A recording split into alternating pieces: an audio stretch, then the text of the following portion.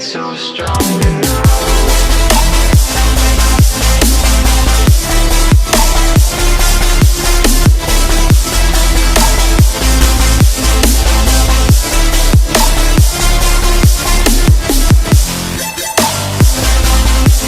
Challenge.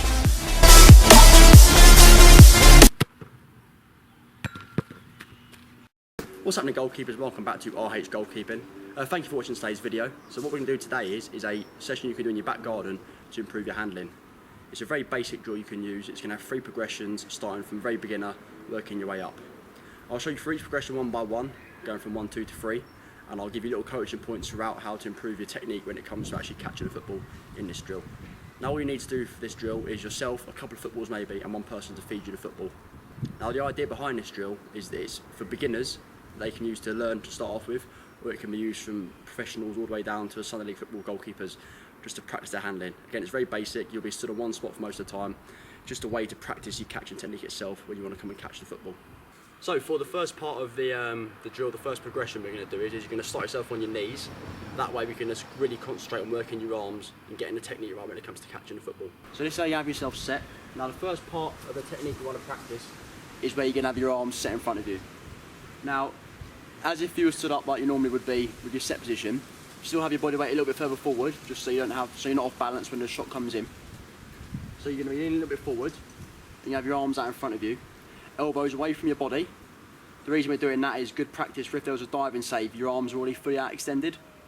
You'll find it, if you have your elbows tucked in when you're making a save down to your left or right, it's really hard to get your arm out to extend. So that's why when you have your set position, you have your elbows out from the body, so they're ready to get everywhere you need to be. So once you've got your elbows out in front of your body, you want to have about maybe a 45-degree bend in your arm. Maybe about 45-degree bend in your arm, both sides. So that way, when the shot comes in, you've got that cushioned area to absorb it. You don't want it right out in front of you, so it's not too much of a solid surface.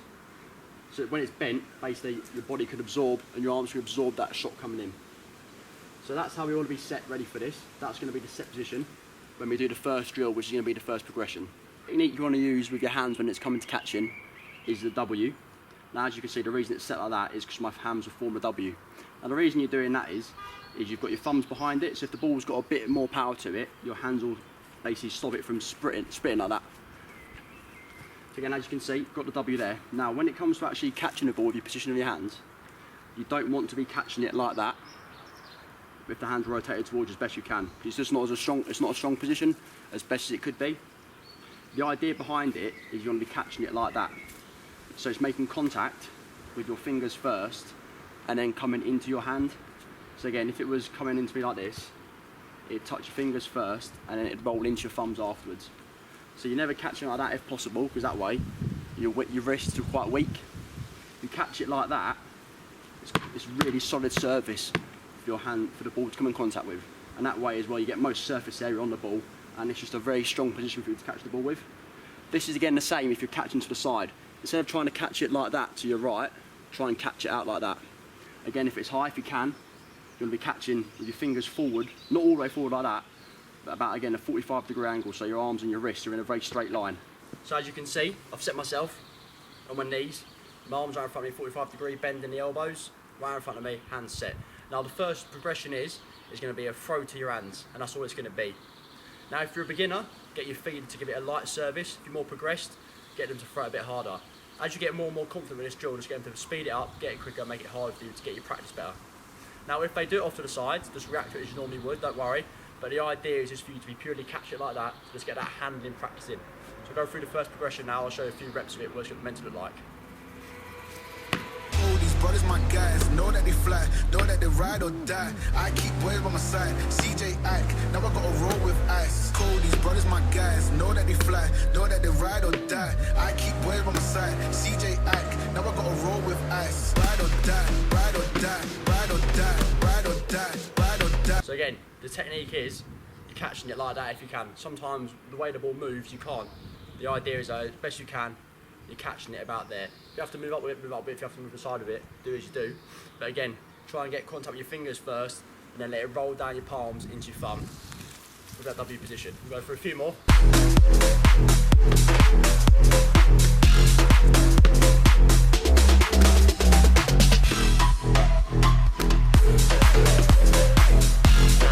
first progression. So you can just practice that as much as you want.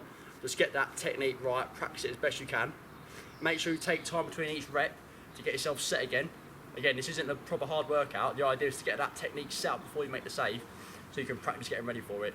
As you progress through, you'll get quicker into setting yourself ready for the next save. What's good about doing these drills is progression 1 was another warm-up for your arms. So we've started off very basic progression on your knees. Now we're going on to progression 2, which is just stood up, trying to practice the technique even more. So again, your arms are going to be exactly the same as they were during the first drill. This time now we're just concentrating on our legs. So, legs shoulder width apart, weight off your heels onto your toes, not fully up, knees bent, but not so bent they go over your toes. So that's how you're going to be stood. Now, I've done an entire video on this set position earlier on in the year. If you want to watch that, I'll put it in the description later for you to watch. We'll go for it very basic now. So again, shoulder width apart, knees bent, not over your toes, weight forward on your toes basically, and then arms the same as they were during the first drill, and that's how you're going to be set for this next one. Now what your feeder's going to do for this drill is, again, they're going to fire it in around head height so you can practice that technique. Again, if you feel more confident with the speed, get them to pick it up a little bit. If you want to move on to a volley, you can do, but for now we're just going to have the ball thrown into you, again, so you can practice that technique.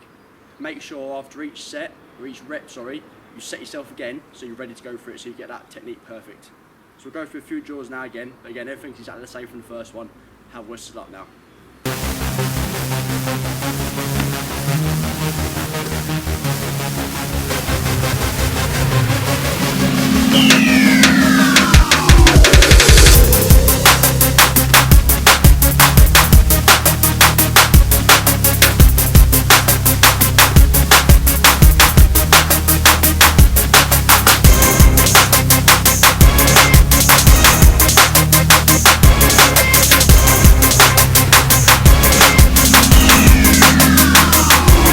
And that's it, again, very simple. Just work through it, get that motions right, get the technique right, and it will come easier each time you do it.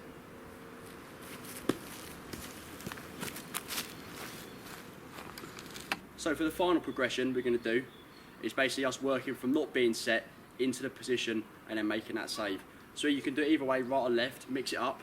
All you're going to do is stand to your left, not in your set position. You're just going to step in, set yourself, and then the person's going to fire the ball into you. Again, you start to the right hand side, don't be set, take that step in, then set yourself and take the save. So I'll show you through that now very quickly so you know what it looks like. Make sure that your feeder is waiting for you to get set each time before they throw the ball, okay? So again, start on the outside, step in, set, make the save.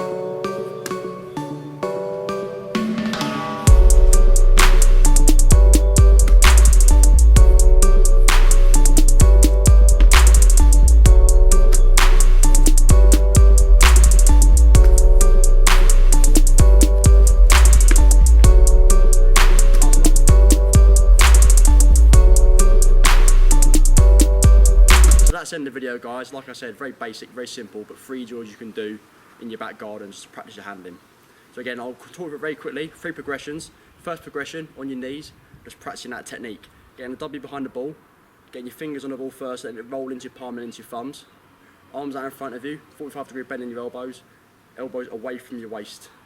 Then when you stand up, you can have that bend in your knees, on your toes a little bit, legs shoulder width apart, nice, strong, sturdy position, but on your toes. And then the next one is just going to be you stepping in and again setting that position.